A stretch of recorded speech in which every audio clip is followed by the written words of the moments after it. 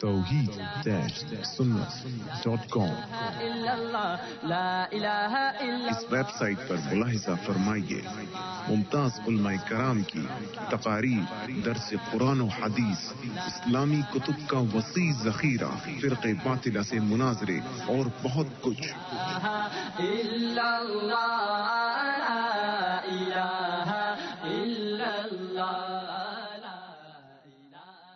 بسم الله الرحمن الرحيم ولا تحسبن الذين قتلوا في سبيل الله أمواتا بل أحياء عند ربهم يرزقون فرحين بما آتاهم الله من فضله ويستبشرون بالذين لم يلحقوا بهم من خلفهم ألا خوف عليهم ولا هم يحزنون۔ ہم نے ہر دور میں تقدیس رسالت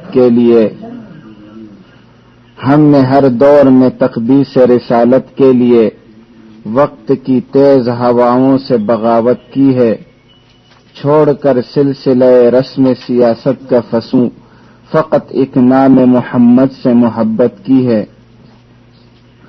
سر جھکا کے جیے نہ منہ چھپا کے جیے، سر جھکا کے جیے نہ منہ چھپا کے جیے، ستم گروں کے نظروں سے نظریں ملا کے جیے۔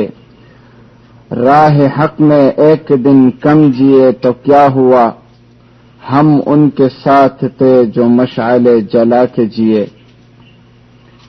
انتہائی واجب الاحترام، قابل صد احترام میرے محترم معزز دوستوں اور ساتھیوں،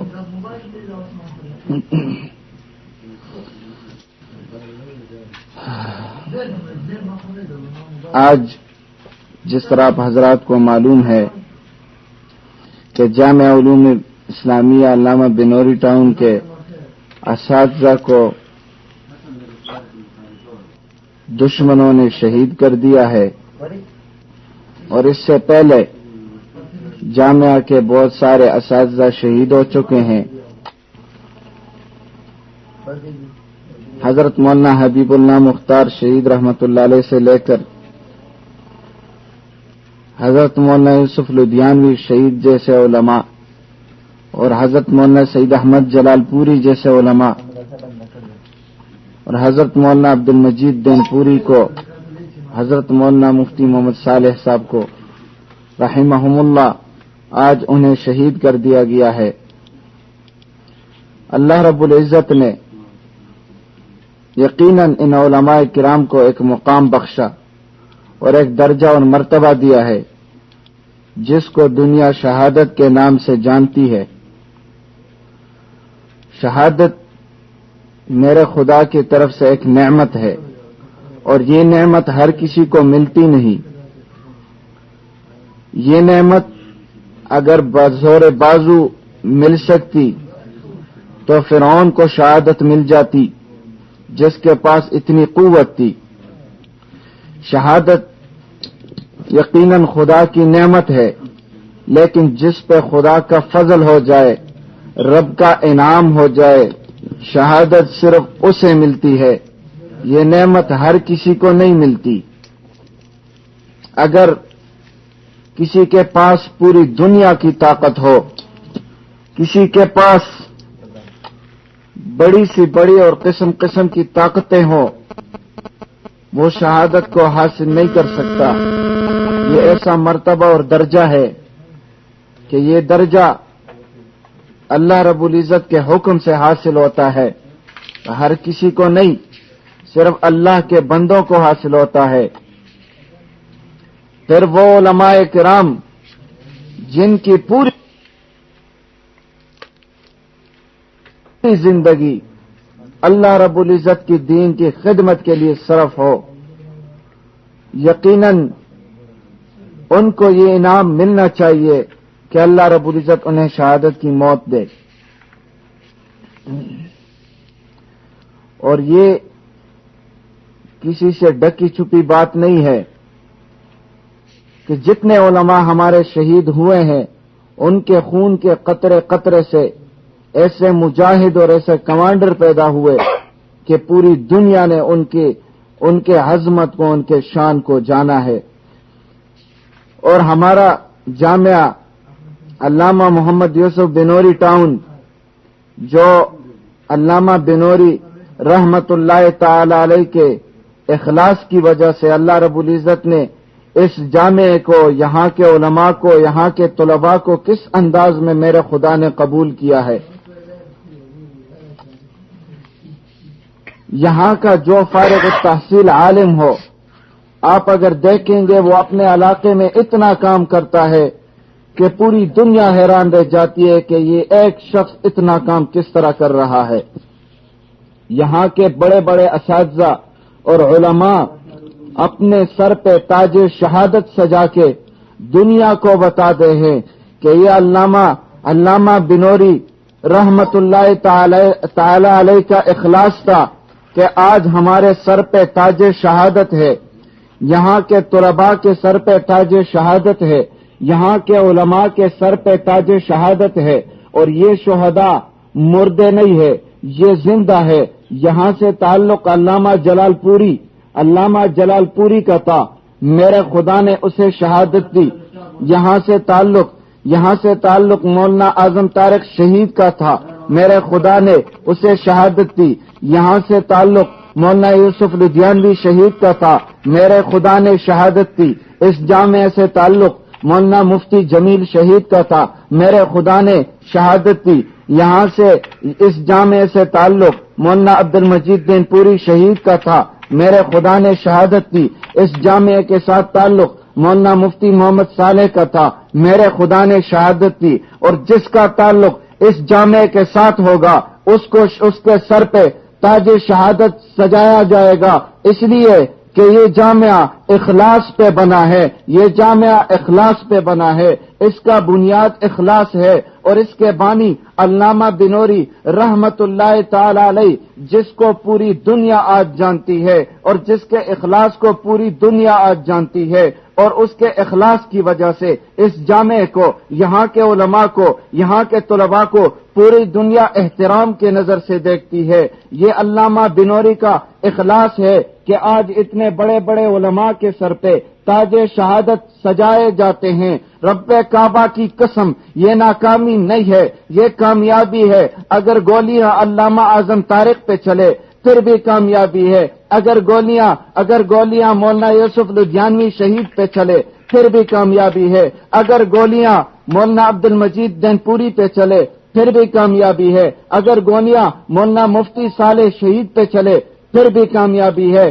میرے جامعہ کے ایک ایک عالم پہ گولی چلے، یہاں کے ہر مفتی پہ گولی چلے، یہاں کے ہر طالب علم پہ گولی چلے، رب کعبہ کی قسم کھا کے کہتا ہوں اس جامعے کے اینٹ سے بھی اللہ رب العزت کی عظمت کی آواز آئے گی، اس جامعے کے مسجد کے مینارے سے میرے خدا کے توحید کی آواز آئے گی، نبی کی رسالت اور نبی کی ختم نبوت کے تحفظ کی آواز آئے گی، صحابہ کی عزت و ناموس کے تحفظ کی آواز آئے گی۔ دشمن یہ سمجھتا ہے کہ ہم یہاں کے علماء پہ گولیاں چلا کے اپنے راستے کو صاف کر دیں گے، ہمارے راستے میں جو کانٹے ہیں وہ کانٹے ہٹ جائیں گے۔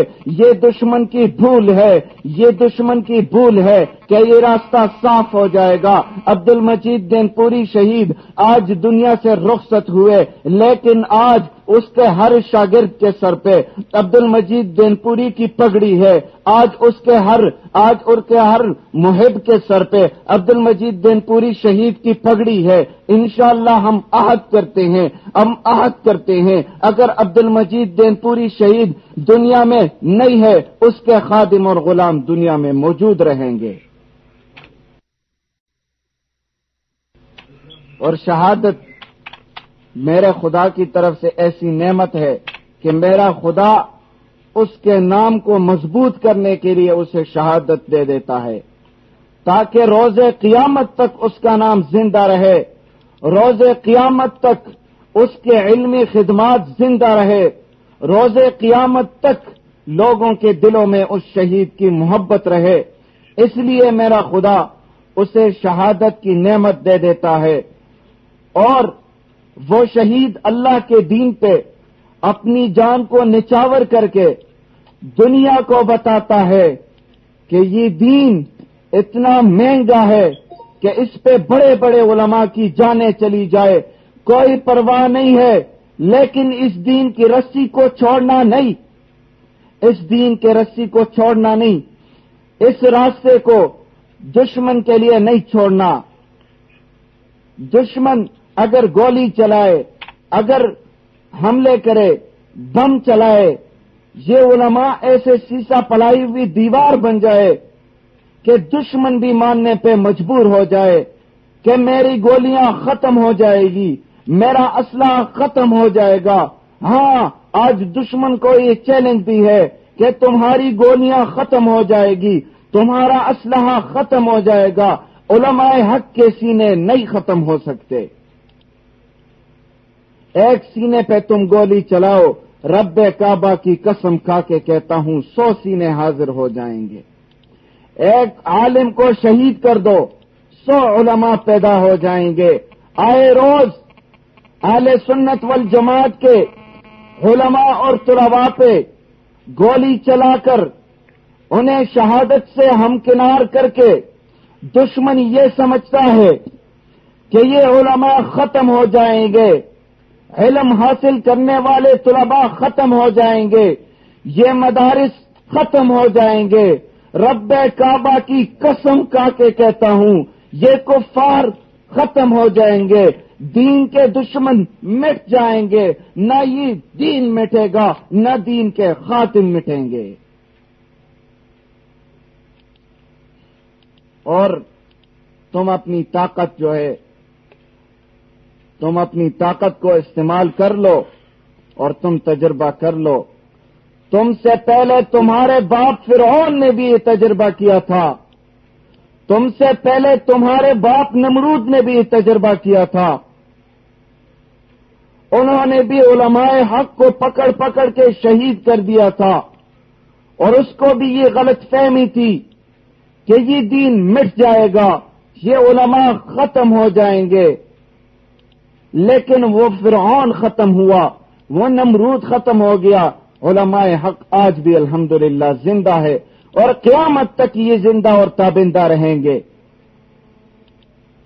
تو میرے دوستو، شہادت یقیناً میرے خدا کی طرف سے نعمت ہے، اگرچہ ہمیں افسوس بھی ہے، لیکن ہمیں شہادت پہ خوشی ہے، ہمیں شہادت پہ افسوس نہیں ہے۔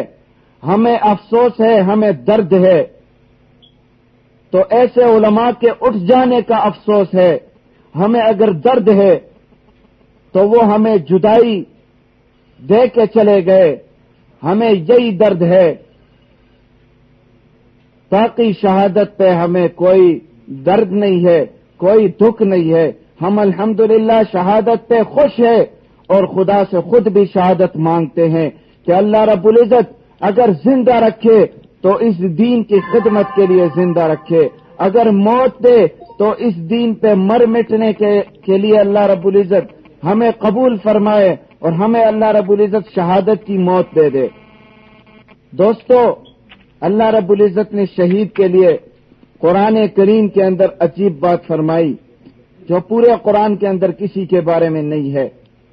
فَلَا تَحْسَبَنَّ الَّذِينَ قُتِلُوا فِي سَبِيلِ اللَّهِ أَمْوَاتًا، 2 آیتوں کے اندر ایک جگہ میرے خدا نے فرمایا وَلَا تَقُولُوا لِمَنْ يُقْتَلُ فِي سَبِيلِ اللَّهِ أَمْوَاتًا، جو اللہ رب العزت کے راستے میں جان کا نذرانہ پیش کر دے تم اسے مردہ مت کہو، بل احیاء عند ربهم یرزقون، بلکہ وہ زندہ ہے، انہیں خدا کی طرف سے رزق ملتا ہے۔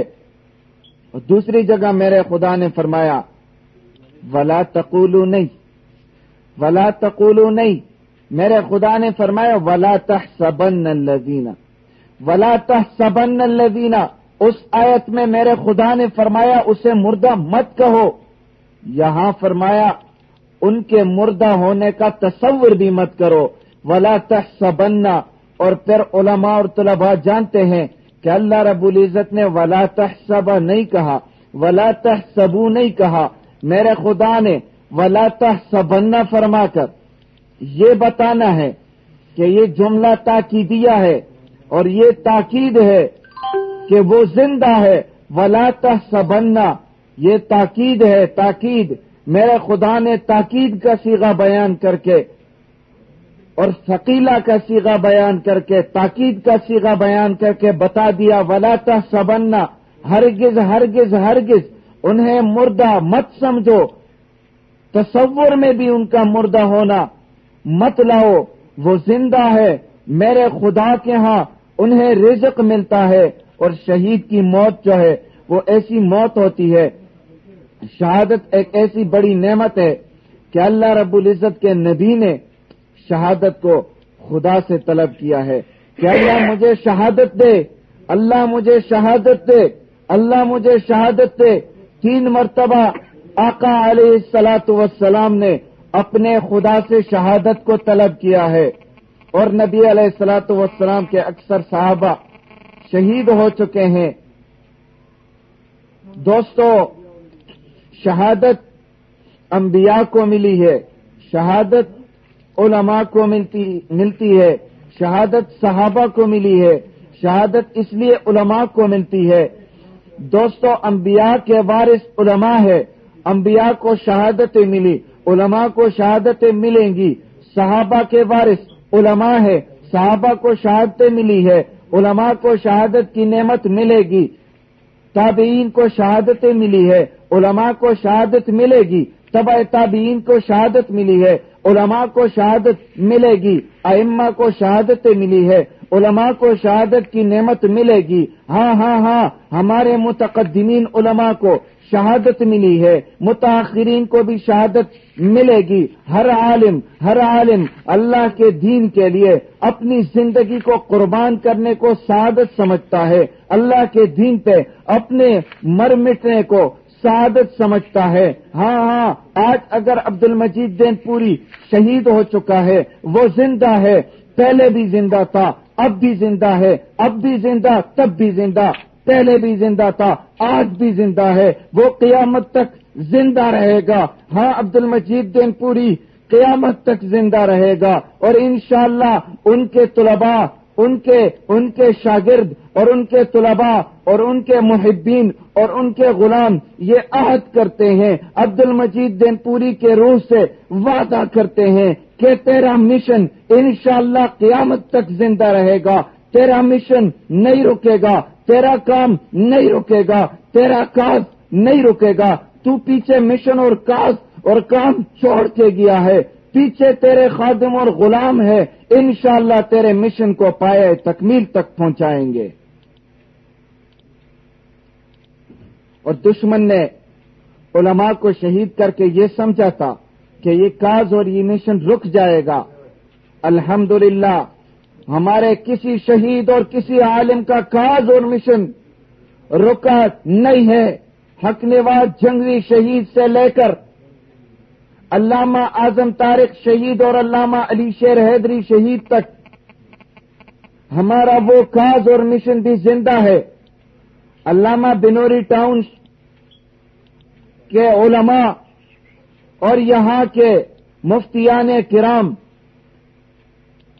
علامہ حبیب اللہ مختار شہید رحمت اللہ علیہ سے لے کر مولانا یوسف لدھیانوی شہید تک اور ان سے لے کر علامہ عبد المجید دین پوری شہید تک، علامہ مفتی محمد صالح تک، الحمدللہ ان کا مشن زندہ ہے اور یہ مشن زندہ اور تابندہ رہے گا.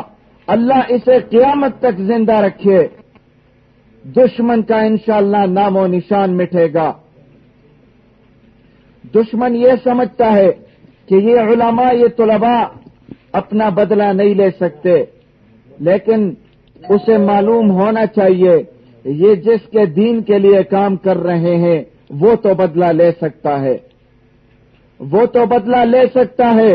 وہ جب بدلے پہ آتا ہے بڑے بڑے جباروں کا، بڑے بڑے متکبروں کا، بڑے بڑے کفاروں کا، بڑے بڑے مرتدین کا، میرے خدا نے ایسا انجام اور حشر کر دیا کہ رہتی دنیا تک میرے خدا نے انہیں عبرت کا نشان بنا کا دشمن ہوگا، جو باطل پہ ہوگا، اہل حق کا دشمن ہوگا، اس کا انجام وہی ہوگا جو فرعون کا تھا، انجام وہی ہوگا جو شداد کا تھا، انجام وہی ہوگا جو نمرود کا تھا، انجام وہی ہوگا جو اللہ کے دشمن ابلیس کا تھا۔ ہاں ہاں ہاں ہاں، ان کا انجام یہ ہوگا، اور ہمارے علماء اور ہمارے مفتیان کرام کا انجام یہی ہے جو شہادت کی صورت میں انہیں اللہ کی طرف سے نعمت مل رہی ہے۔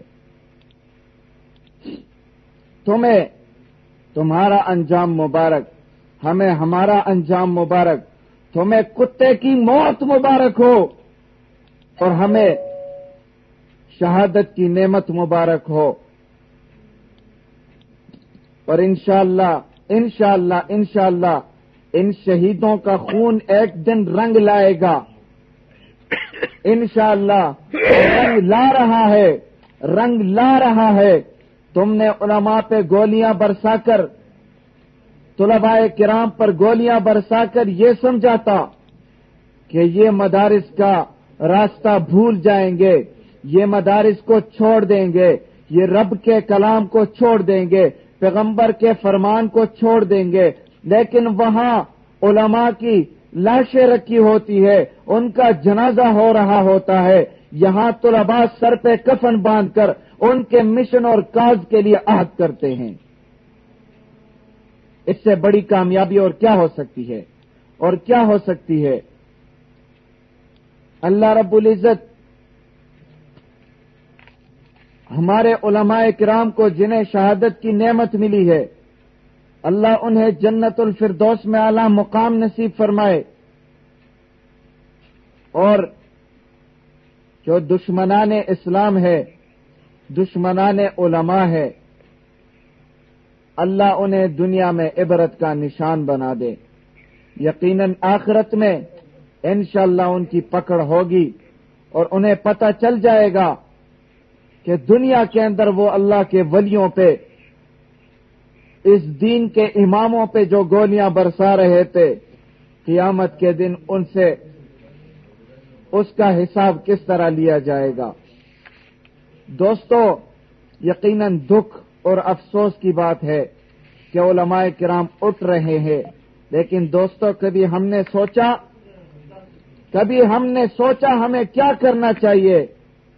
آقا علیہ السلام نے فرمایا، ان اللہ لا يقبض العلم انتزاعا ينتزعه ولكن يقبضه بقبض العلماء۔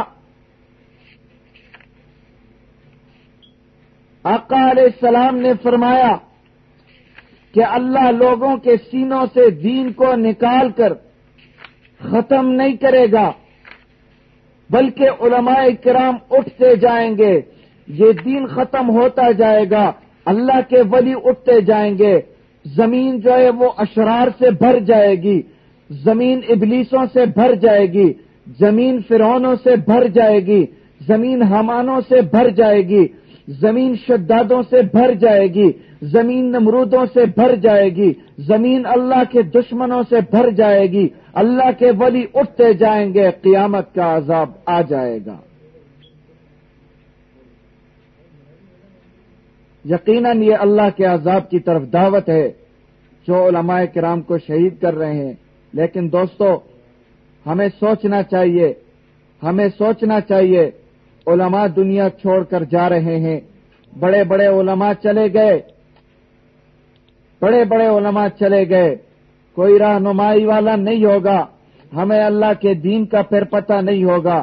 دوستو، جو علماء باقی رہ چکے ہیں ان کے ساتھ تعلق بہت ضروری ہے، ان کے ساتھ محبت بہت ضروری ہے، ان سے علمی استفادہ بہت ضروری ہے۔ علماء کا پتہ نہیں چل رہا، روزانہ 3 4 بڑے بڑے علماء کو شہید کیا جا رہا ہے۔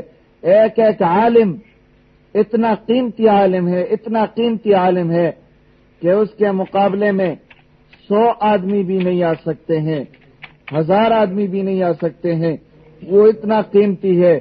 دوستو، جو ابھی ہے ان کے ساتھ تعلق ضروری، ان کے ساتھ محبت ضروری، اور ایک بات یہ ہے کہ شہادت صرف اہل حق کو ملتی ہے، اہل باطل کو شہادت نہیں ملتی، اہل باطل کو کبھی شہادت نہیں ملتی ہے، اور باطل کو اگر کوئی مار بھی دینا، کوئی قتل بھی کر دے، پھر بھی وہ مردار مر جاتا ہے۔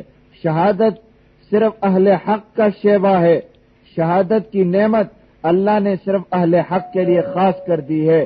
اور آج پاکستان میں جتنے بھی شہید ہو رہے ہیں وہ اہل حق کے لوگ ہیں، تو ساتھیوں کو اس پہ بھی غور کرنا چاہیے، اللہ کے دین پہ کتنے لوگ کٹ رہے ہیں، اللہ کے دین پہ کتنے لوگ شہید ہو رہے ہیں۔ اگر ان کی طرف نظر کر لے اور دیکھ لے تو وہ سارے اہل سنت والجماعت احناف دیوبند سے تعلق رکھتے ہیں۔ الحمدللہ الحمدللہ۔ اور میں بنوری ٹاؤن اپنے جامعہ سے کہتا ہوں، جو میرا مادر علمی ہے، جہاں سے میری فراغت ہے، میں کہتا ہوں جامعہ بنوری ٹاؤن تجھے سلام ہو، تجھے سلام ہو، تجھے سلام ہو۔ تیرے فرش پہ بیٹھنے والے، تیرے فرش پہ بیٹھنے والے، اللہ نے آج انہیں ایسی شہادتیں دی ہے کہ آج ان پہ آسمان کے فرشتے بھی رشک کر رہے ہیں۔ تیرے فرش پہ بیٹھنے والے وہ اللہ کے ولی آج اللہ کے دین پہ شہید ہو رہے ہیں۔ میری جامعہ تجھے سلام ہو، تجھے سلام ہو۔ تو نے مولانا اعظم طارق شہید جیسے ہیرے پیدا کر دیے، تو نے مولانا مسعود اظہر جیسے جرنیل پیدا کر دیے، تو نے مولانا عبدالعزیز غازی جیسے، تو نے مولانا عبدالعزیز غازی جیسے جرنیل پیدا کر دیے۔ ہاں تو نے مولانا یوسف لدھیانوی جیسے عالم پیدا کر دیے، تو نے مولانا مفتی جمیل جیسے شہید پیدا کر دیے، تو نے مولانا عبد المجید دین پوری اور مولانا مفتی صالح جیسے علماء پیدا کر کے دنیا کو بتا دیا ہے کہ میں تمہیں دیتا جاؤں گا، یہ علماء شہادتیں دیتے جائیں گے، میں تمہیں اور علماء دیتا جاؤں گا اور یہ علماء شہادتیں دیتے جائیں گے۔ میری جامعہ تجھے سلام ہو، تجھے سلام ہو۔ انشاءاللہ نہ تجھے کوئی مٹا سکتا ہے، نہ یہاں سے فارغ التحصیل کسی ایک عالم کو بھی کوئی مٹا سکتا ہے، نہ تیرے طالب علموں کو بھی کوئی مٹا سکتا ہے، نہ تیرے محبین کو بھی کوئی مٹا سکتا ہے، نہ تیرے خادموں کو بھی کوئی مٹا سکتا ہے۔ میری جامعہ سن لو، میری جامعہ سن لو، تیرے علماء شہید ہوں گے انشاءاللہ۔ ایک ایک شہید کے خون کے قطرے سے ایک ایک عالم پیدا ہوگا، ایک ایک طالب علم کے خون کے قطرے سے ایک ایک طالب علم پیدا ہوگا۔ میری جامعہ تو بھی زندہ، تیرے علماء بھی زندہ، تیرے اساتذہ زندہ، تیرے طلباء بھی زندہ، تیرے خدام بھی زندہ، تیرے غلام بھی زندہ، انشاءاللہ یہ زندہ رہیں گے۔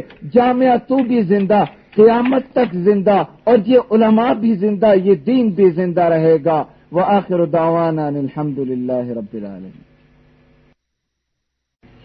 ایک جگہ بیٹھے ہوئے مشرکین آئے، نبی علیہ الصلوۃ والسلام کو اللہ رب العزت نے جس مقصد جس کام کے لیے بھیجا کہ لوگ جہنم سے بچ جائے اور جنت کی طرف آ جائے، لوگ کفر سے نکلے اور ایمان کی طرف آ جائے، نبی علیہ الصلوۃ والسلام نے اس اچھے ارادے اور اس نیت کے ساتھ ان کافروں کی طرف یہ ارادہ کیا کہ میں ان سے بات کروں، تھوڑی دیر کے لیے اپنے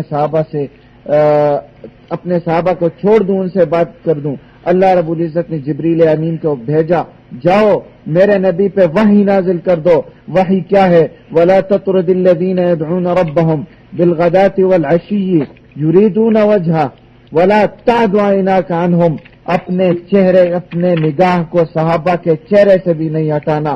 میرے محبوب تم بات کرتے ہو کہ میں تھوڑی دیر کے لیے صحابہ کو چھوڑ دوں گا، ان سے بات کر لوں گا، شاید یہ مسلمان ہو جائے، یہ بڑے لوگ ہیں، یہ مکہ کے سردار ہے، یہ بڑے بڑے چودھری ہے، یہ مسلمان ہو جائیں گے، اسلام کو تقویت مل جائے گی۔ اللہ رب العزت نے کہا نہیں، تم اس کی بات کرتے ہو، اور میں کہتا ہوں وَلَا تَعْدُ عَيْنَاكَ عَنْهُمْ، اپنی نگاہ صحابہ سے ہٹانی نہیں۔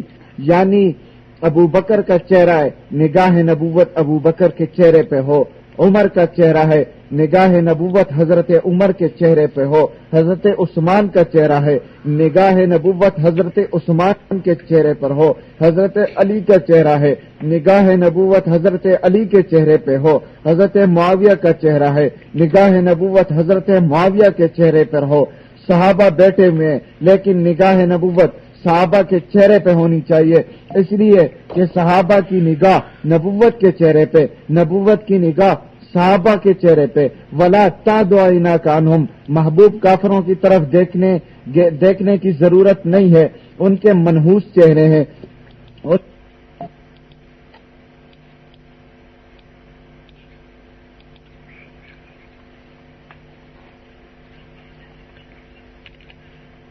بستر پہ سو گئے، یعنی نبی نے اپنی فراش حضرت علی کے حوالے کی، اپنا بسترا حضرت علی کے حوالے کیا۔ حضرت علی رضی اللہ تعالیٰ عنہ اتنے بہادر اور اتنے شجاعت والے تھے کہ حضرت علی رضی اللہ تعالیٰ عنہ نے نبی علیہ الصلوۃ والسلام کے فراش کو، بسترے کو سنبھال لیا، حالانکہ وہاں خطرہ تھا۔ لیکن آگے آؤ، پیغمبر نے بسترے پہ حضرت علی کو سلایا، یہ تو دیکھو پیغمبر گئے کہاں ہے؟ نبی علیہ الصلوۃ والسلام گئے حضرت صدیق اکبر رضی اللہ تعالیٰ عنہ جو صحابہ کے امام ہے، ان کے دروازے پہ گئے، دستک دی، صدیق نکلا، آقا کیا یہ نہیں کہا کہ مجھے پیسے چاہیے، مجھے یہ چاہیے، مجھے وہ چاہیے۔ نبی نے فرمایا صدیق، آج محمد کو صدیق چاہیے، آج محمد کو صدیق چاہیے، آج مجھے پیسے نہیں چاہیے، آج مجھے کچھ نہیں چاہیے، آج مجھ محمد کو صدیق چاہیے۔ تو یہ دیکھو صدیق کا درجہ کتنا بڑا۔ وہاں حضرت علی کو نبی علیہ الصلوۃ والسلام نے بستر پہ سلایا، یہاں صدیق کو کہا کہ صدیق مجھے صدیق چاہیے۔ آقا کیا کرنا ہے، کہاں جانا ہے، کس کے پاس جانا ہے، کیا کرنا ہے؟ صدیق آج کچھ کرنا نہیں، آج اپنے گھر کو بھی چھوڑنا ہے، اپنے شہر کو بھی چھوڑنا ہے، اپنے علاقے کو بھی چھوڑنا ہے، برادری کو بھی چھوڑنا ہے، رشتہ داروں کو بھی چھوڑنا ہے، سب کو چھوڑنا ہے۔ صدیق نے یہ نہیں کہا آقا میں سوچ لیتا ہوں، کسی سے مشورہ کرتا ہوں، کسی سے بات کرتا ہوں، کوئی چیز رہ نہ جائے۔ صدیق نے کہا آقا میں آپ کے ساتھ ہوں۔ صدیق نے نبی علیہ الصلوۃ والسلام کے اس بات پہ لبیک کہا۔ نبی علیہ السلام ساتھ حضرت صدیق اکبر رضی اللہ تعالیٰ عنہ جا رہے راستے میں نبی کا ارادہ ہوا کہ غار میں جاتے ہیں، غار میں چلے جاتے ہیں۔ حضرت صدیق نے فرمایا آقا آپ 2 منٹ صبر کرے، پہلے میں غار میں جاتا ہوں۔ حضرت صدیق رضی اللہ تعالیٰ عنہ غار میں چلے گئے، وہاں جا کر حضرت صدیق نے غار کی صفائی کی ہے، صفائی کر کے پھر حضرت صدیق نے اپنی پگڑی اتاری اور اس سے وہاں جو سوراخ تھے ان سارے سوراخوں کو بند کر دیا، ایک سوراخ رہ گیا۔ ہائے ہائے صحابہ کی محبت دیکھو، صحابہ کی محبت کی تڑپ دیکھو، حضرت صدیق کی محبت دیکھو، کس طرح محبت حضرت آقا علیہ الصلوۃ والسلام سے فرما رہے ہیں۔ وہاں جگہ صاف کر دی، سوراخ بند کر دیے، ایک سوراخ رہ گیا۔ حضرت صدیق نے اپنا پاؤں وہاں پر رکھ دیا۔ نبی علیہ الصلوۃ والسلام آئے، پھیلے ہوئے پاؤں، حضرت صدیق اکبر بیٹھے ہوئے تھے۔ نبی علیہ الصلوۃ والسلام تھکے ہوئے، اپنا سر مبارک حضرت صدیق رضی اللہ تعالیٰ عنہ کے جھولی میں رکھا، اپنے آپ کو صدیق کے حوالے کر کے آقا علیہ الصلوۃ والسلام سو رہے ہیں، آرام فرما رہے ہیں۔ وہاں سے ایک سانپ آیا یا بچھو آیا، اس نے حضرت صدیق رضی اللہ تعالیٰ عنہ کو پاؤں پہ کاٹا۔ صدیق اکبر رضی اللہ تعالیٰ عنہ شدت درد کی وجہ سے، الم کی وجہ سے رونے لگے۔ آقا علیہ الصلوۃ والسلام آرام فرما رہے تھے۔ حضرت صدیق کے آنکھ کا مبارک آنسو حضرت آقا علیہ الصلوۃ والسلام کے مبارک چہرے پہ گرتا ہے۔ اللہ کو صدیق کا آنسو اتنا پیارا لگا، اتنا اچھا لگا کہ اللہ نے زمین پر ضائع نہیں کیا، اپنے محبوب کے چہرے پر اللہ رب العزت نے صدیق کا آنسو گرا کر اپنے محبوب کو بیدار کر دیا۔ آقا کے آنکھ کھلی تو آقا نے صدیق سے پوچھا صدیق کیا ہوا؟ صدیق نے کہا آقا مجھے کسی چیز نے کاٹا ہے۔ نبی علیہ الصلوۃ والسلام اٹھے، صدیق مجھے پہلے کیوں نہیں بتایا؟ آقا علیہ الصلوۃ والسلام کے ساتھ صدیق کی محبت دیکھو۔ صدیق نے کہا آقا میں چاہ رہا تھا کہ آپ کی آرام خراب نہ ہو جائے۔ آقا علیہ الصلوۃ والسلام اٹھے، صدیق کو وہاں پہ دم کیا، صدیق کو اللہ رب العزت نے ٹھیک کر دیا۔ یہاں ایک علمی نقطہ ہے جو علماء بیان کرتے ہیں کہ غار میں جب جا رہے تھے تو آقا سے پہلے صدیق چلے گئے۔ غار میں جب جا رہے تھے تو آقا سے پہلے صدیق چلے گئے، صدیق نے جا کر غار کی صفائی کی، صفائی کے بعد آقا بھی چلے گئے، پہلے صدیق چلے گئے، صفائی کی، اس کے بعد آقا چلے گئے۔ نبی علیہ الصلوۃ والسلام نے کسی کا بدلہ نہیں چھوڑا۔ حضرت صدیق اکبر رضی اللہ تعالیٰ عنہ غار میں گئے، غار کو صاف کیا، وہاں بچھو، وہاں گند، وہاں کوئی چیز ہو اس چیزوں سے صاف کر دیا، پورے غار کو بند کر دیا، اس کی حفاظت کی۔ اس کے بعد حضرت نبی علیہ الصلوۃ والسلام چلے گئے، وہاں اب کوئی گندگی نہیں ہے، وہاں کوئی سانپ اور بچھو نہیں ہے، وہاں کسی چیز کا کوئی خطرہ نہیں ہے، وہ جگہ بالکل محفوظ قلعے کی طرح ہے۔ پھر آقا تشریف لے گئے۔ نبی علیہ الصلوۃ والسلام جب فوت ہو رہے ہیں تو نبی علیہ الصلوۃ والسلام یہاں غار میں صدیق پہلے چلے گئے، وہاں مزار میں آقا پہلے چلے گئے، یہاں صدیق نے پہلے جا کر غار کی صفائی کی ہے، ساری چیزوں سے غار کو محفوظ کر دیا، وہاں آقا مزار میں پہلے چلے گئے، مزار کی صفائی کی، اس کو ساری چیزوں سے محفوظ کر دیا، پھر صدیق چلے گئے، پہلے آقا چلے گئے، پھر حضرت صدیق اکبر رضی اللہ تعالیٰ عنہ چلے گئے۔ اور ایک عجیب بات اور سن لے، نبی علیہ الصلوۃ والسلام اور حضرت صدیق اکبر رضی اللہ عنہ یہ جا رہے تھے مدینہ منورہ ہجرت کی نیت سے۔ وہاں جب پہنچ گئے تو وہاں وہ لڑکیوں نے وہ قصیدہ پڑھا، طلع البدر علینا من ثنیات الوداع وجب الشکر علینا ما دعا للہ داع۔ لوگ استقبال کے لیے نکل گئے، نبی علیہ الصلوۃ والسلام کی استقبال کر رہے ہیں، آنکھیں بے چین ہے، سارے لوگ تڑپ رہے ہیں کہ ہم اپنے آقا کو، اپنے محبوب کو دیکھیں گے۔ وہ دور دور تک لوگ آ کر کھڑے ہیں، استقبال کر رہے ہیں، نبی علیہ الصلوۃ والسلام اور صدیق اکبر ساتھ ہے، جا رہے ہیں۔ لوگ آ کے پہلے صدیق اکبر سے ملتے تھے، پھر نبی علیہ الصلوۃ والسلام سے ملتے تھے، لوگ پہلے صدیق سے ملتے تھے، پھر حضور سے ملتے تھے، پہلے صدیق سے ملتے تھے، پھر حضور سے ملتے تھے۔ لوگوں کو یہ مغالطہ ہوا کہ یہ جو صدیق اکبر ہے یہ نبی ہے، جو صدیق اکبر ہے یہ نبی ہے۔ لوگوں کو کیوں مغالطہ ہوا؟ اس لیے مغالطہ ہوا کہ صدیق نبی کے رنگ میں رنگا گیا تھا، صدیق نبی کے رنگ میں رنگا گیا تھا۔ پیغمبر تو نہ تھا لیکن پیغمبر جیسا لگتا تھا، پیغمبر تو نہ تھا لیکن پیغمبر جیسا لگتا تھا، اس لیے کہ صدیق پیغمبر کے رنگ میں رنگا گیا، مصطفی رنگ میں رنگا گیا، تو لوگوں کو اس لیے مغالطہ ہوا۔ وہ صدیق اکبر کو پیغمبر سمجھ بیٹھے اور صدیق اکبر رضی اللہ عنہ سمجھ گیا کہ لوگ آ کر مجھ سے سلام کر رہے ہیں، کہ لوگ مجھے پیغمبر سمجھ رہے ہیں۔ حضرت صدیق اکبر رضی اللہ تعالیٰ عنہ نے اپنی چادر لی اور نبی علیہ الصلوۃ والسلام کے سر مبارک پہ یوں سایہ کیا، نبی علیہ الصلوۃ والسلام کے سر پر سایہ کیا۔ تو سایہ وہ کرتا ہے جو غلام ہوتا ہے، جس پہ سایہ کیا جاتا ہے وہ آقا ہوتا ہے، تاکہ لوگ یہ سمجھے کہ میں غلام ہوں اور محمد وہ آقا ہے، لوگ نبی کو سمجھے۔ یہ تو یہاں شکل سے ایک جیسے تھے۔ صدیق کو پیغمبر سے محبت تھی، جس کو کسی سے محبت ہوتی ہے وہ سٹائل بھی اسی طرح بناتا ہے، تو پھر اس میں فرق نہیں ہوتا۔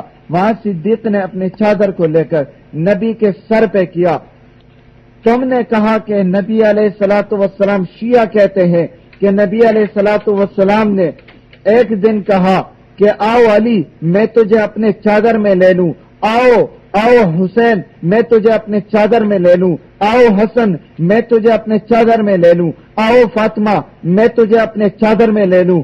وہاں نبی علیہ الصلوۃ والسلام نے ان صحابہ کو، اپنے آل بیت کو چادر میں لیا ہے، اور نبی علیہ الصلوۃ والسلام بڑے ہیں اور بڑے چھوٹوں کو چادر میں لیتے ہیں، لیکن یہاں کیسا چھوٹا ہے جو بڑے کو چادر میں لے رہا ہے؟ نبی علیہ الصلوۃ والسلام بڑے ہیں جو چھوٹوں کو چادر میں لے رہے ہیں، لیکن یہ کیسا چھوٹا ہے جو بڑے کو چادر میں لے رہا ہے؟ صدیق اکبر کا درجہ ہے، صدیق اکبر کی شان ہے، صدیق اکبر کا مقام ہے، صدیق اکبر کا بہت بڑا درجہ، تمام صحابہ کرام کا درجہ اللہ رب العزت نے چن چن کے صحابہ کرام کو پیغمبر کے ساتھ لگایا ہے۔ کہتے ہیں کہ صحابہ دین چھوڑ گئے، اللہ کی قسم صحابہ دین نہیں چھوڑ سکتے ہیں۔ جنہوں نے نبی علیہ الصلوۃ والسلام کے چہرہ انور کو محبت کی نگاہ سے دیکھا ہے، وہ اسلام نہیں چھوڑ سکتا ہے، وہ ایمان نہیں چھوڑ سکتا ہے۔ اللہ رب العزت نے ایمان کو، تقوی کو صحابہ کے ساتھ لازم کر دیا ہے۔ وَأَلْزَمَهُمْ كَلِمَةَ التَّقْوَى أُولَئِكَ الَّذِينَ امْتَحَنَ اللَّهُ قُلُوبَهُمْ لِلتَّقْوَى، اللہ رب العزت نے ان کے ساتھ تقوی کو لازم کر دیا ہے۔ ان کے دلوں کا اللہ رب العزت نے امتحان لیا ہے، باقاعدہ اللہ نے امتحان لے کر، ان کے ٹیسٹ لے کر پھر انہیں صحابی بنایا ہے۔ ہر کسی کو پکڑ کے اللہ نے صحابی نہیں بنایا۔ اور اگر کوئی مومن بننا چاہتا ہے، کوئی مسلمان بننا چاہتا ہے، تو اسے صدیق اکبر کے دروازے پہ آنا پڑے گا۔ اس کے بغیر وہ مومن اور مسلمان نہیں بن سکتا۔ اگر کوئی مومن اور مسلمان بننا چاہتا ہے تو اسے حضرت عمر فاروق کے دروازے پہ آنا پڑے گا۔ اگر کوئی مسلمان اور مومن بننا چاہتا ہے اسے حضرت عثمان کے دروازے پہ آنا پڑے گا۔ اگر کوئی مومن اور مسلمان بننا چاہتا ہے اسے حضرت علی کے دروازے پہ آنا پڑے گا۔ اگر کوئی مومن اور مسلمان بننا چاہتا ہے امی عائشہ کے دروازے پہ آنا پڑے گا۔ کوئی مومن اور مسلمان بننا چاہتا ہے اسے صحابہ کے دروازے پہ آنا پڑے گا۔ کوئی مومن اور مسلمان بننا چاہتا ہے اسے حضرت معاویہ کے دروازے پہ آنا پڑے گا۔ اور میرے خدا نے فرمایا ایمان اگر لانا چاہتے ہو تو وہی ایمان مقبول ہے جو صحابہ والا ایمان ہو۔ فَإِنْ آمَنُوا بِمِثْلِ مَا آمَنْتُمْ بِهِ، اگر یہ لوگ میرے پیغمبر کے صحابہ جیسا ایمان لے آئے فَقَدِ اهْتَدَوْا، تو انہوں نے ہدایت کو پا لیا ہے۔ وَإِن تَوَلَّوْا، اگر انہوں نے ان صحابہ کرام سے روگردانی کی ہے، ان صحابہ کرام سے روگردانی کی ہے، فَإِن تَوَلَّوْا فَإِنَّمَا هُمْ فِي شِقَاقٍ، تو یہ گمراہی کے گڑھے میں جا کے گر جائیں گے۔ اللہ رب العزت نے صحابہ کرام کے ایمان کو معیار قرار دیا ہے، ترازو قرار دیا ہے۔ اگر ایمان لانا چاہتے ہو صدیق جیسا ایمان لاؤ، ایمان لانا چاہتے ہو حضرت عمر جیسا ایمان لاؤ، حضرت معاویہ جیسا ایمان لاؤ، حضرت عثمان جیسا ایمان لاؤ، حضرت علی جیسا ایمان لاؤ۔ ان صحابہ جیسا ایمان لاؤ گے مومن اور مسلمان بنو گے۔ اگر ان جیسا ایمان نہیں لاؤ گے اسی طرح کافر رہو گے۔ اور مومن اور منافق کا پتہ کس طرح چلتا ہے؟ منافق تو ہر جگہ مومن کے ساتھ ہوتا ہے نا، منافق تو ہر جگہ مومن کے ساتھ ہوتا ہے۔ جہاں مومن ہوتا ہے ساتھ منافق ہوتا ہے، جہاں مومن ہوتا ہے ساتھ منافق ہوتا ہے۔ مومن کو کس طرح پہچانیں گے؟ اگر اس کو اللہ کے بارے میں بتا دے، وہ کہتا ہے کہ میں تو اللہ پہ ایمان رکھتا ہوں۔ اگر اسے کہہ دے کہ نبی علیہ الصلوۃ والسلام کی رسالت کی بات کرے تو وہ نبی علیہ الصلوۃ والسلام کے رسالت کو بھی مانتا ہے۔ اذا جاءك المنافقون قالوا نشهد انك لرسول اللہ، وہ گواہی یہ بھی دیتے ہیں کہ نبی علیہ الصلوۃ والسلام اللہ کے رسول ہے۔ وہ اللہ کو بھی مانیں گے، نبی کو بھی مانیں گے، وہ آخرت کے دن کو بھی مانیں گے۔ لیکن تم نے اگر مومن اور منافق کو پہچاننا ہو یہ بات نہ کرو۔ اگر منافق کو پہچاننا ہو، پتہ چل جائے یہ مومن ہے یا منافق ہے، میرے خدا نے بتایا صحابہ کی بات چھیڑو، صحابہ کرام کی بات چھیڑو، تمہیں پتہ چل جائے گا کہ یہ مومن ہے یا منافق ہے۔ صحابہ کی بات کرو۔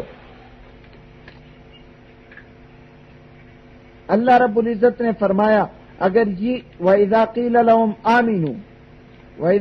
لَهُمْ آمِنُوا اگر تم ان سے بات کرنا چاہو تم صحابہ کرام کی بات کرو. وَإِذَا قِيلَ لَهُمْ آمِنُوا كَمَا آمَنَ النَّاسِ ایمان لانا چاہتے ہو صحابہ جیسا ایمان لاؤ. یہاں پتہ چل جائے گا کہ مومن کون ہے منافق کون ہے. جس نے صحابہ جیسا ایمان لایا وہ مومن ہے، جو صحابہ جیسا ایمان نہیں لاتا وہی منافق ہے. یہاں مومن اور منافق کا پتہ چلتا ہے. دیکھو اب مومن بھی ہے منافق بھی ہے. یہاں سے چلے گئے پاکستان سے چلے گئے جدہ چلے گئے مومن بھی ساتھ ہے منافق بھی ساتھ ہے. وہاں سے مکہ چلے گئے مومن بھی ساتھ ہے منافق بھی ساتھ ہے. منافق بھی ساتھ ہے. لیکن جب سلام کے لیے روزے پہ جاتے نبی علیہ الصلوۃ والسلام کے روزے مطہرہ پہ مومن نے بھی سلام کیا منافق نے بھی سلام پیش کیا. لیکن یہاں سامنے صحابہ ہے مومن آگے جاتا ہے صدیق کو سلام کرتا ہے مومن آگے جاتا ہے حضرت فاروق کو سلام کرتا ہے. لیکن یہاں ایک منافق جو ہے وہ پیغمبر کے روزے تک پہنچا لیکن سامنے صحابہ ہے وہ پیچھے الٹے پاؤں واپس چلا گیا. یہاں سے پتا چلا کہ یہ مومن ہے یہ منافق ہے کہ منافق کو صحابہ برداشت نہیں ہے منافق کو صحابہ برداشت نہیں ہے. اور مومن جو ہے وہ صحابہ کرام کو معیار ایمان سمجھتا ہے صحابہ کرام کو اپنا محسن سمجھتا ہے صحابہ کرام کو اپنا امام سمجھتا ہے. تو صحابہ کرام کی میرے اللہ رب العزت نے چھانٹی کی ہے پورے کائنات کے اندر تمام انسانوں کے اندر اللہ رب العزت نے صحابہ کو چنا ہے اپنے نبی کے ساتھ لگایا ہے. اور پھر اللہ رب العزت نے صحابہ کے ساتھ محبت کی ایسی محبت کی کہ اللہ رب العزت نے اللہ رب العزت نے صحابہ کرام کو یہ سرٹیفکیٹ دی اور قرآن میں دی ہے رضی اللہ عنہم ورضوا عنہ ان سے اللہ راضی ہوا یہ اللہ سے راضی ہوئے. اور یہاں اللہ نے اپنی رضا کو صحابہ کرام کے رضا پہ مقدم کر دیا ہے. دنیا والوں کو بتا دیا تم صحابہ کرام کے جنتی ہونے کی بات کرتے ہو کہ آخرت کے دن جنت میں جائیں گے یا نہیں جائیں گے اس چیز کو چھوڑ دو. میں خدا آج ان صحابہ کرام کی جنتی ہونے کا میں ان صحابہ کرام کی جنتی ہونے کی بات اپنے کلام میں پیش کر رہا ہوں. پیغمبر پہ وحی نازل کر کے پوری دنیا پوری آخرت تک قیامت کے دن تک اس قرآن کو پڑھا جائے گا اور صحابہ کرام کے بارے میں رضی اللہ عنہم ورضوا عنہ کا جملہ یہ مسلمانوں کے زبان پہ ہوگا. قیامت تک یہ جملہ دہرایا جائے گا رضی اللہ عنہم ورضوا عنہ. دوستو اگر لوگوں کے زبان پہ مسلمانوں کے زبان پہ رضی اللہ عنہم ورضوا عنہ کا جملہ قیامت تک رہے اس سے بھی صحابہ کرام کی بہت بڑی شان اور بہت بڑا مقام جو ہے وہ ثابت ہو رہا ہے. اور صحابہ کرام کو اللہ رب العزت نے جو مقام اور درجہ اور شان دیا ہے اس مقام اور شان کو کوئی گھٹا نہیں سکتا. توہین کرنے والا گستاخی کرنے والا وہ صحابہ کرام کے شان کو گھٹا نہیں سکتا. صحابہ کرام کی توہین اور گستاخی سے ان کا مقام اور شان اور ان کا درجہ اور مرتبہ کوئی کم نہیں کر سکتا ہے. ہاں یہ ہے کہ آسمان کے طرف تھوکنے والے کا تھوک واپس اس کے چہرے پہ پڑتا ہے. ستاروں کو بھونکنے والا تھک جائے گا لیکن وہ ستاروں کو کوئی نقصان نہیں پہنچا سکتا. ستاروں کو جو اللہ نے بلندی دی ہے اس کے بھونکنے کی وجہ سے وہ بلندی ختم نہیں ہو سکتی. اس بلندی میں کوئی کمی نہیں آ سکتی ہے۔ اللہ رب العزت نے صحابہ کرام کا عجیب شان اور عجیب درجہ اپنے کلام میں نازل فرمایا جو وحی کے صورت میں ہے اور قیامت تک نمازوں میں بھی مسلمان اور مومن پڑھتے رہیں گے۔ اور دیکھیں صدیق اکبر رضی اللہ تعالیٰ عنہ ایسے صحابی ہے جن کو اللہ نے قرآن میں صحابی کہا، ایسے صحابی ہے کہ جن کو اللہ رب العزت نے قرآن میں صحابی کہا۔ اور میں نے پہلے بتا دیا حضرت صدیق اکبر کو آقا علیہ الصلوۃ والسلام نے فرمایا صدیق جانا ہے، کہاں جانا ہے؟ مدینہ جانا ہے، مکے جیسے خوبصورت شہر کو چھوڑنا ہے، اپنے گھر کو چھوڑنا ہے، برادری کو چھوڑنا ہے، رشتہ داری کو چھوڑنا ہے، اپنوں کو چھوڑنا ہے، سب کو چھوڑ دینا ہے۔ لیکن صدیق اکبر نے انکار نہیں کیا، اس نے کہا آقا میں آپ کے ساتھ ہوں، آپ آگے، آپ کا غلام آپ کے ساتھ۔ حضرت صدیق اکبر رضی اللہ تعالیٰ عنہ کی یہ ادا میرے خدا کو اتنی پسند آئی کہ اللہ رب العزت نے قرآن میں آیت نازل کر دی اسی ادا پہ۔ اذ یقول لصاحبہ، اللہ رب العزت نے حضرت صدیق اکبر کو اپنے قرآن میں صحابی کہا، پیغمبر کا صحابی کہا۔ اذ یقول لصاحبہ، اپنے صحابی سے کہتا ہے، اپنے صاحب سے کہتا ہے، اپنے صحابی سے کہتا ہے۔ صدیق اکبر کا یہ درجہ اور یہ مقام، اللہ رب العزت کو صدیق اکبر کی یہ ادا پسند آئی۔ اور کیوں نہ پسند آئے؟ صدیق اکبر رضی اللہ تعالیٰ عنہ وہ انسان ہے جس سے نبی علیہ الصلوۃ والسلام جو چیز مانگتے ہیں صدیق اکبر پاؤں میں لا کر ڈھیر کر دیتے ہیں۔ پیغمبر مال مانگتے ہیں، صدیق اکبر لا کر پیغمبر کے پاؤں میں ڈھیر کر دیتے ہیں۔ پیغمبر نے جو کچھ بھی مانگا، جان مانگتے ہیں،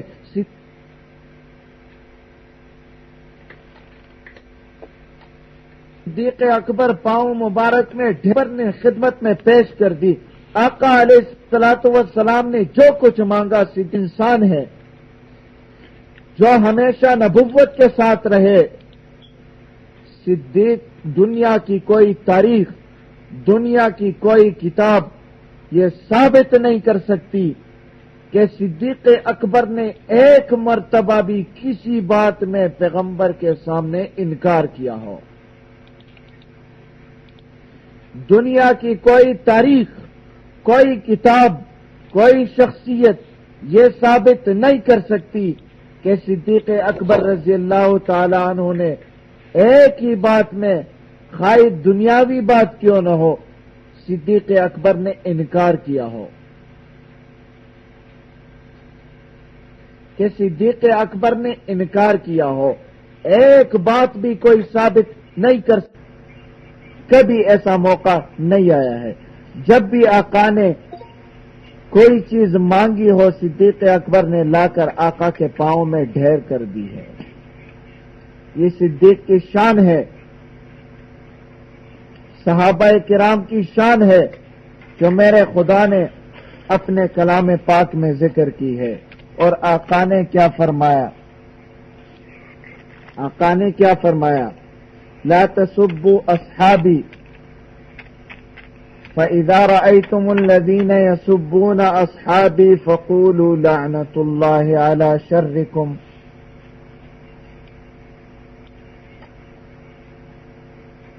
آقا علیہ الصلوۃ والسلام نے فرمایا میرے صحابہ کو برا مت کہو، میرے صحابہ کو برا مت کہو، اور جو انہیں برا کہتا ہے ان پہ لعنت بھیجو۔ صحابہ کی شان ہے، مقام ہے، ان کا درجہ ہے۔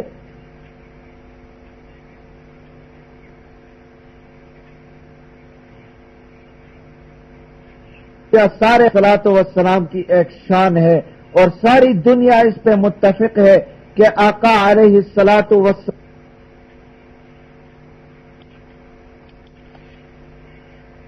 الصلاۃ والسلام نے یہ دین پڑھایا،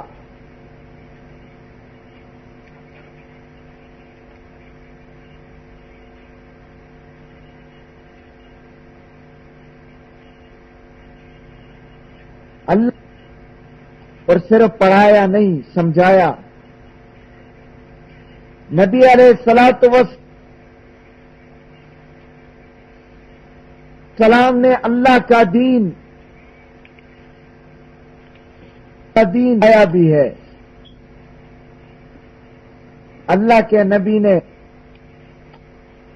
اللہ کا دین صحابہ کو پڑھایا، نہیں صرف پڑھایا نہیں، سمجھایا بھی ہے، اور صرف سمجھایا بھی نہیں۔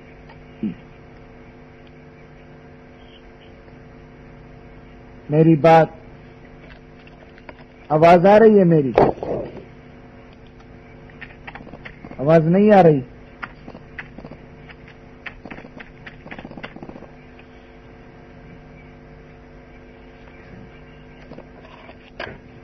الصلاۃ والسلام نے صحابہ کرام کو دین پڑھاتے والسلام نے اللہ کا دین صحابہ کو سمجھایا ہے،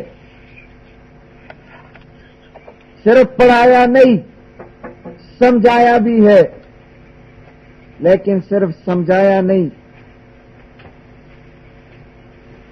اللہ کے نبی نے اللہ کا دین صحابہ کے دلوں میں سجایا ہے، سجایا۔ اللہ کے نبی نے اللہ کا دین صحابہ کے سینوں میں سجایا ہے، اس لیے کہ پڑھا ہوا دور سے نظر نہیں آتا، سیکھا ہوا دور سے نظر نہیں آتا، سجا ہوا دور سے نظر آتا ہے۔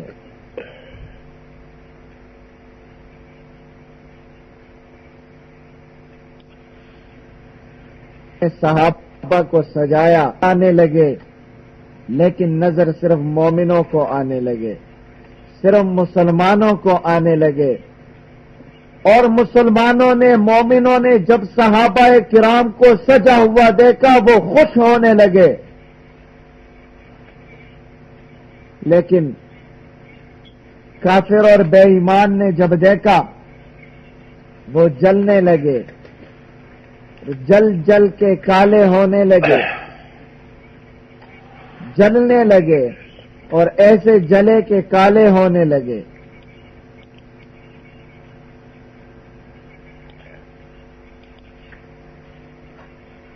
اور آپ کا کام ہے، آپ کے اشارے پہ، آپ کے اشارے پہ جس میدان میں آپ بلاؤ گے، جس میدان کی طرف اشارہ کرو گے، جس قربانی کی طرف اشارہ کرو گے، وہاں اس میدان میں جا کر اپنی جان کا نذرانہ پیش کرنا ہمارا کام ہے۔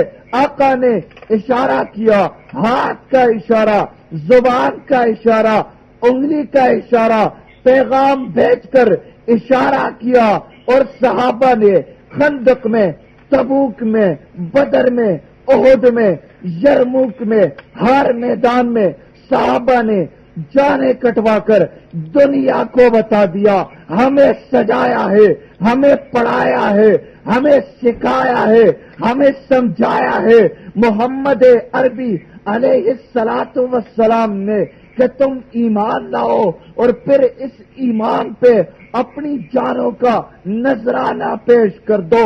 آج ہم پیغمبر کے پڑھے ہوئے، پیغمبر کے سجائے ہوئے، پیغمبر کے سکھائے ہوئے اللہ کے دین پہ جانیں کٹوا کر دنیا کو بتاتے ہیں کہ ہمیں پیغمبر نے سجایا ہے، پوری دنیا بدل سکتی ہے، ہم محمد کے سجے ہوئے بدل نہیں سکتے ہیں۔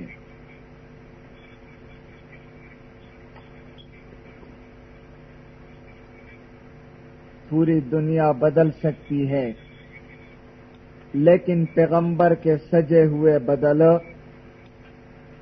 نہیں سکتے ہیں۔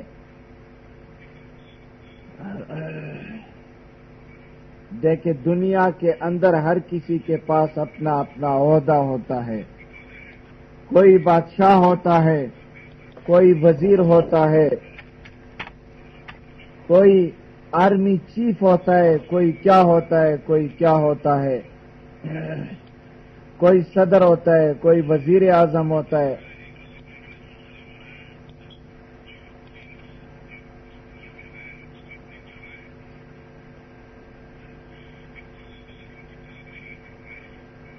ہر کسی کا عہدہ ہوتا ہے، کوئی صدر ہوتا ہے، کوئی وزیر ہوتا ہے، کوئی وزیر اعظم ہوتا ہے، کوئی افسر ہوتا ہے، کوئی کیا ہوتا ہے، کوئی کیا ہوتا ہے۔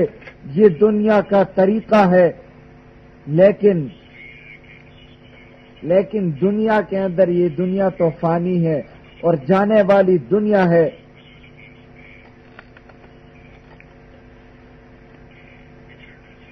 یہ جانے والی دنیا ہے، بہت کم زندگی ہے۔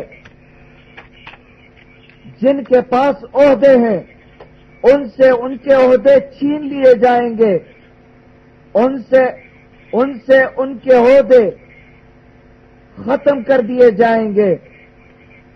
صدر ہے ایک دن تو دوسرے دن اس کے پاس صدارت نہیں، وزیر اعظم ہے ایک دن دوسرے دن اس کے پاس صدارت نہیں، وزیر ہے ایک دن دوسرے دن اس کے پاس وزارت نہیں، افسر ہے ایک دن اس کے پاس دوسرے دن افسری نہیں، چودھری ہے ایک دن دوسرے دن اس کے پاس چودراہٹ نہیں، تاجر ہے ایک دن دوسرے دن اس کے پاس اس کی تجارت نہیں، بڑا آدمی ہے ایک دن دوسرے دن اس کے پاس کچھ نہیں ہے، وہ خالی ہاتھ ہے، اس کا عہدہ اس کے پاس نہیں ہے۔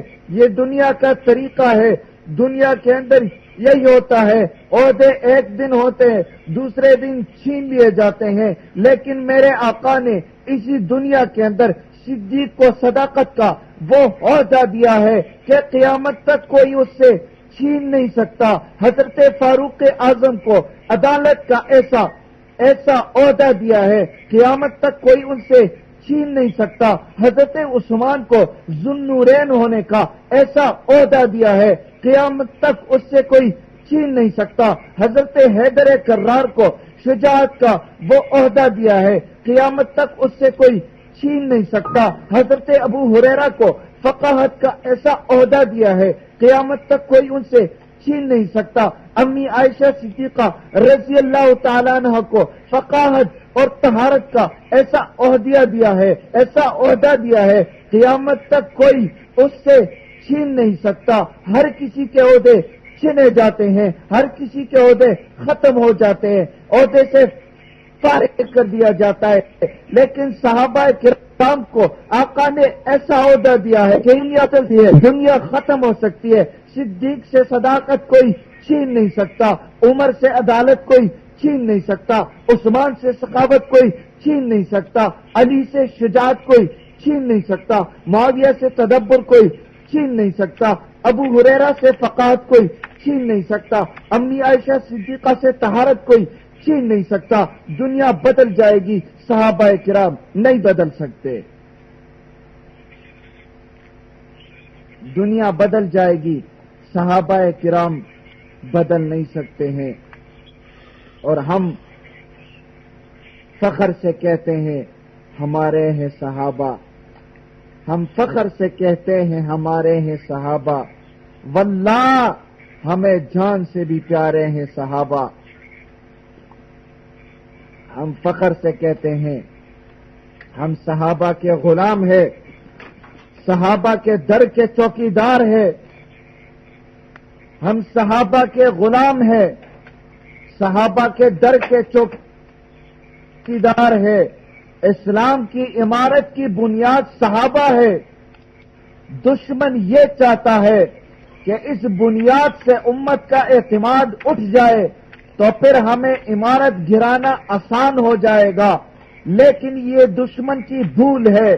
ہم صحابہ کرام کی اس بنیاد اور اساس پہ پہرا دیں گے، اس کی چوکیداری کریں گے، اور ہم صحابہ کرام پہ لگنے والا وار پہلے اپنے سینے پہ کھائیں گے۔ صحابہ کرام تک دشمن کی وار پہنچ ہی نہیں سکتی۔ صحابہ کرام کی حفاظت تو اللہ رب العزت نے کی ہے، لیکن یہ اللہ کی شان ہے کہ اللہ رب العزت ان پاک ہستیوں کے حفاظت کے لیے ہمیں استعمال کر رہا ہے، اور پھر اللہ رب العزت ہمیں ان صحابہ کرام کی ناموس کی تحفظ میں شہادت دے رہا ہے۔ اس سے بڑی بات کون سی ہو سکتی ہے؟ اس سے بڑی بات کیا ہے کہ اللہ رب العزت امی عائشہ کے دوپٹے کی تحفظ کا کام ہم سے لے رہا ہے، صدیق اکبر کی صداقت کی تحفظ کا کام ہم سے لے رہا ہے، حضرت عمر، حضرت عثمان اور حضرت امیر معاویہ کے عظمت، ان کے تحفظ کا کام ہم سے لے رہا ہے، اور پھر اللہ اس پہ ہمیں شہادت دے رہا ہے۔ استاد محترم حضرت علامہ علی شیر حیدری شہید رحمت اللہ تعالی علیہ، ایک دن میں نے پوچھا، حضرت لوگ ہمارے اوپر اعتراض کرتے ہیں کہ تمہارے بڑے بڑے علماء چلے گئے، اب تمہارے سر پہ کسی کا ہاتھ نہیں ہے، کسی کا سایہ نہیں ہے، بڑے بڑے علماء تمہارے چلے گئے، تمہارے قائدین شہید ہو گئے، تو ہم انہیں کیا جواب دے؟ حضرت حیدری شہید رحمت اللہ علیہ نے فرمایا کہ انہیں یہ جواب دو، وہ بڑے ضرور تھے لیکن تھے تو غلام، وہ بڑے ضرور تھے لیکن تھے تو چوکیدار،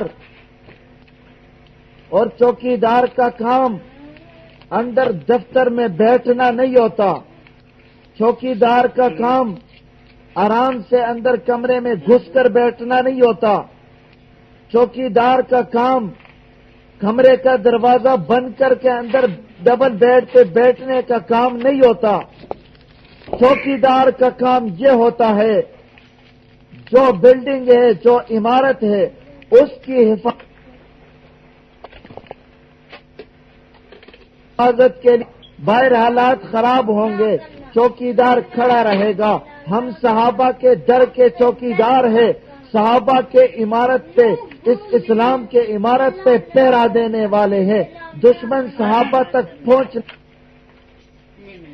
چاہتا ہے، دشمن کی گولیاں چلتی ہے، ضرور ظاہری بات ہے کہ کسی نہ کسی دن یہ گولی چوکیدار کے سینے میں لگے گی، اور چوکیدار تو اسی لیے کھڑا ہے کہ میں اس عمارت کی حفاظت کے لیے کھڑا ہوں، اور جب گولیاں چلتی ہے ایک نہ ایک دن یہ گولی ضرور چوکیدار کے سینے میں لگے گی۔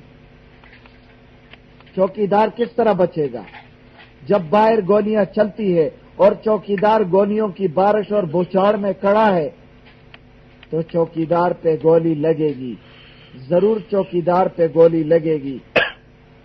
تو ہمارے چوکیدار تھے، صحابہ کرام کے در کے چوکیدار تھے، حضرت علامہ حق نواز جنگی شہید، انہیں گولی لگی ہے، ہمیں فخر ہے۔ حضرت مولانا ایثار القاسمی شہید رحمت اللہ تعالی علیہ، ان کے سینے میں گولی لگی ہے، ہمیں فخر ہے۔ وہ چوکیدار تھے، صحابہ کے در کے چوکیدار تھے، انہیں گولی لگی ہے، انہوں نے شہادت کا درجہ پایا ہے۔ حضرت فاروقی کو سینے میں گولی لگی ہے، اور صحابہ کی عزت و ناموس کے تحفظ کے لیے وہ بھی قربان ہوئے ہیں۔ حضرت علامہ اعظم طارق شہید کو 40 گولیاں لگی ہے، انہوں نے بھی صحابہ کے عزت و ناموس، امی عائشہ کے دوپٹے کی تحفظ کے لیے قربانی دے دی ہے۔ حضرت علامہ علی شیر حیدری شہید نور اللہ مرقدہ صحابہ کی عزت و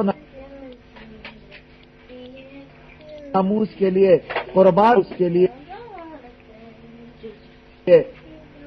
میں اکابر ہوئے، صحابہ کے عزت و ناموس کے لیے ہمارے اکابر نے جانیں دی ہے، ہمارے اکابر نے قربانی دی ہے۔ آج اگر علامہ حق نواز جنگی شہید قربانی نہ دیتا تو آج تک جو ابھی شہید ہے، جس کا جنازہ پڑھ کر آئے ہیں، وہ شہید آج تک یہ شہید قربانیاں نہ دیتے۔ یہ تو علامہ حق نواز جنگی شہید رحمت اللہ تعالی علیہ کی خون کی برکت ہے کہ ان کے خون کے ایک ایک قطرے سے اتنے شہید پیدا ہوئے، اتنے شہید پیدا ہوئے۔ اور الحمدللہ دیوبندیت نے جو پہلے دن سے حضرت مولانا روم کی بنیاد رکھ کر جو بات کہی تھی کہ یہاں سے ایسے لوگ پیدا ہوں گے کہ وہ دشمن کے آنکھوں کے کانٹا بنیں گے، وہ بات آج پوری دنیا کو معلوم ہو گئی ہے کہ دیوبند کا فرزند دشمنان اسلام کے آنکھوں کا کانٹا ہے، اس لیے دشمن چاہتا ہے کہ یہ کانٹا میرے آنکھ سے ہٹ جائے، میرے راستے کی رکاوٹ ختم ہو جائے۔ وہ آئے روز ہمارے ساتھیوں کو شہید کر کے یہ سمجھ رہا ہے کہ ہمارا راستہ صاف ہو جائے گا، ہمارے راستے میں جو رکاوٹیں ہیں یہ ختم ہو جائے گی، لیکن الحمدللہ جب ایک چوکیدار جاتا ہے چوکیداری کا جھنڈا دوسرے کے ہاتھ میں ہوتا ہے، جب ایک غلام جاتا ہے غلامی کا جھنڈا، صحابہ کے غلامی کا جھنڈا دوسرے غلام کے ہاتھ میں ہوتا ہے۔ دیوبندیت نے ایسی تاریخ رقم کی ہے جیسی تاریخ دنیا میں کسی نے بھی مرتب نہیں کی اس دور میں۔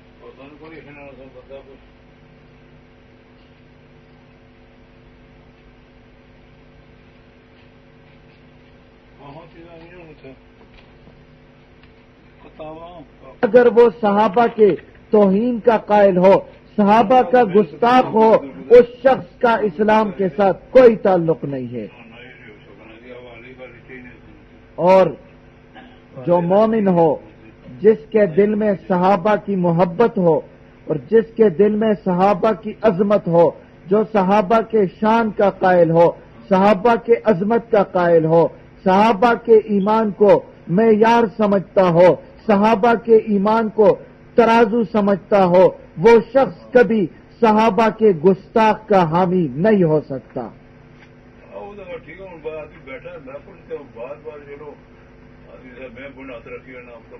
وہ شخص کبھی بھی صحابہ کے گستاخ کا حامی نہیں ہو سکتا۔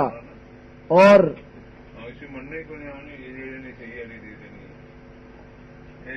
صحابہ کرام کے دشمن سے نفرت کرنا ایمان ہے، اس سے محبت کرنا بے ایمانی ہے۔ صحابہ کرام کے دشمن سے نفرت کرنا یہ ایمان ہے۔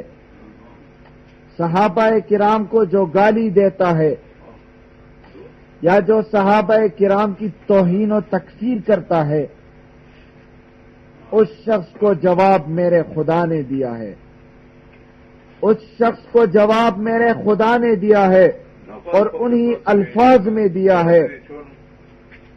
اللہ رب العزت نے پہلے پارے میں جب کہا وَإِذَا قِيلَ لَهُمْ آمِنُوا كَمَا آمَنَ النَّاسُ، مشرکوں نے کہا، کافروں نے کہا أَنُؤْمِنُ كَمَا آمَنَ السُّفَهَاءُ، کیا ہم ان بے وقوفوں جیسا ایمان لے آئے؟ اور میرے خدا نے کہا محمد تو نے جواب نہیں دینا، صدیق آج تو نے جواب نہیں دینا، فاروق آج تو نے تلوار اٹھا کر جواب نہیں دینا، میرے پیغمبر تو نے جواب نہیں دینا۔ آج ان بے ایمانوں کو جواب کوئی نہیں دے گا، جواب دینے والا کون ہے؟ آج ان بے ایمانوں کو صحابہ کرام کی عزت و ناموس کا دفاع کرتے ہوئے آج میں اللہ رب العزت خود ان کو جواب دوں گا اور ایسا جواب دے دوں گا کہ وہی اتار کر میں جواب دے دوں گا، اور یہ جواب ایسا ہوگا جو آج کا صرف نہیں ہوگا، یہ جواب قیامت تک چلتا رہے گا اور قرآن کے اندر چمکتا ہوا یہ دنیا کو بتائے گا کہ صحابہ کرام کی جو توہین کرتا ہے اس کو جواب میرا خدا دیتا ہے، جو تکفیر کرتا ہے جواب میرا خدا دیتا ہے، جو گستاخی کرتا ہے جواب میرا خدا دیتا ہے۔ انہوں نے صحابہ کرام کو بے وقوف کہا، میرے خدا نے یہ نہیں کہا کہ یہ تو بے وقوف نہیں ہے، یہ تو سمجھدار ہے۔ میں نے خدا نے کہا جب صحابہ کو جس نے بے وقوف کہا ہے وہ خود بے وقوف ہے۔ میرے خدا نے اپنے قرآن کریم کے اندر جو صحابہ کرام کو بے وقوف کہتا ہے وہ خود بے وقوف ہے۔ بے وقوف کا لفظ مشرکین نے صحابہ کے لیے استعمال کیا، میرے خدا نے مشرکین کے لیے استعمال کر کے آنے والی مسلمان کے نسلوں کو بتا دیا ہے۔ اگر یہ کافر، یہ بے ایمان، یہ مرتد پیغمبر کے صحابہ کو کافر کہتا ہے تم اسے کافر کہو، لعنت کرتا ہے تم اس پہ لعنت بھیجو، بے وقوف کہتا ہے تم اسے بے وقوف کہو، جو یہ کہتا ہے وہی تم کہو، یہ کافر کہتا ہے ہم بھی کہتے ہیں کافر کافر شیعہ کافر۔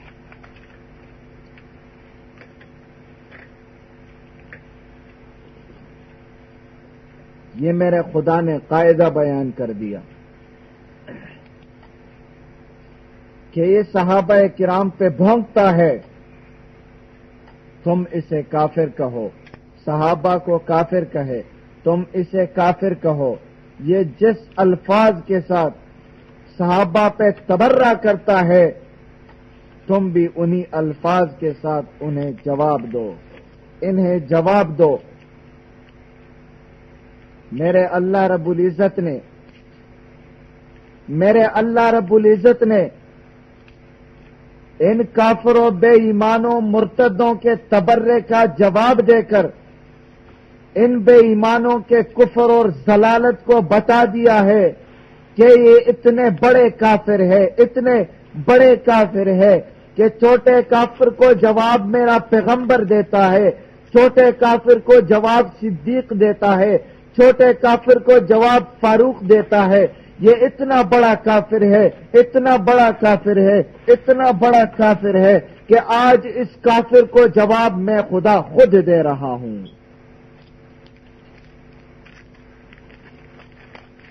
اس کے اندر میرے خدا نے ان کے کفر کو بھی بتا دیا کہ ان کا کفر کتنا بڑا ہے، ان کا کفر کتنا بڑا ہوا ہے۔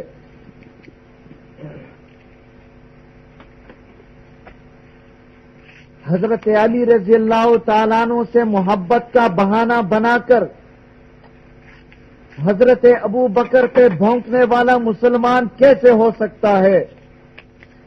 حضرت حسین رضی اللہ تعالیٰ عنہ کے محبت کا بہانہ بنا کر حضرت فاروق پہ بھونکنے والا مسلمان کیسے ہو سکتا ہے؟ حضرت حسن رضی اللہ تعالیٰ عنہ کے محبت کا بہانہ بنا کر حضرت عثمان پہ بھونکنے والا کیسے مسلمان ہو سکتا ہے؟ حضرت فاطمہ کے محبت کا بہانہ بنا کر امی عائشہ صدیقہ پہ بھونکنے والا مسلمان کیسے ہو سکتا ہے؟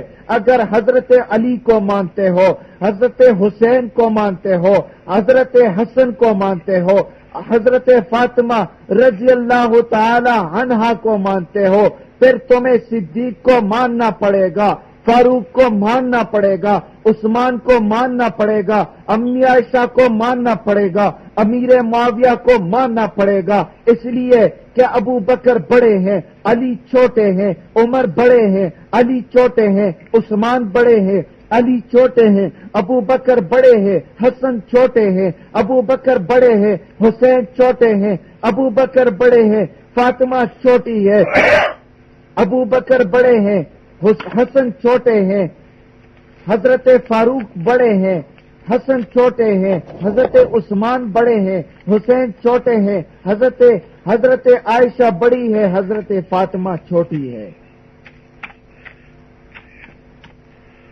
اگر چھوٹوں کو مانتے ہو تو بڑوں کو ماننا پڑے گا، بڑوں کو نہیں مانا، چھوٹوں کے ماننے کا دعویٰ کرو۔ تم چھوٹوں کو بھی نہیں مانتے ہو جب بڑوں کو نہ مانے، یہ کوئی بات ہے؟ یہ کوئی بات ہے کہ میں کسی کے باپ کو نہیں مانتا، کسی کے دادا کو نہیں مانتا، اس کے بیٹے کو مانتا ہوں؟ یہ کوئی بات ہے کہ میں اس کے باپ کو نہیں مانتا، اس کے باپ کا میں دشمن ہوں، اس کے دادا کا دشمن ہوں، اس کے بڑے کا دشمن ہوں، لیکن اس کے نواسے کو مانتا ہوں، اس کے بیٹے کو مانتا ہوں، یہ نہیں ہو سکتا۔ اگر ماننا چاہتے ہو تو بڑے کو پہلے ماننا پڑے گا، صدیق کو پہلے ماننا پڑے گا، پھر حضرت علی کو ماننا پڑے گا۔ پہلے صدیق کو ماننا پڑے گا، حضرت علی کو مانا، صدیق کو نہیں مانا، حضرت حسن کو مانا، صدیق کو نہیں مانا، حضرت حسین کو مانا، سارے آل بیت کو مانا، صدیق کو نہیں مانا، حضرت